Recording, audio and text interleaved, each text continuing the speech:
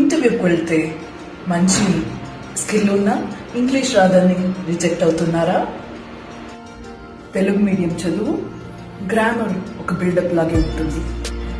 మాట్లాడాలంటే చాలా భయం వేస్తుంది. చాలా స్కిల్ ఉంది, అయినా ఇంగ్లీష్ లేకపోతే దీనికి సొల్యూషన్ ఉంది. FOC method: focus, overcome and communicate. Focus on what to learn, what to skip.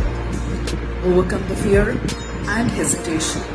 Communicate clearly with confidence. Grammar కంటే ఇలానే కమ్యూనికేషన్ ప్రాక్టీస్ చేస్తే మీకు మీరే సాటి.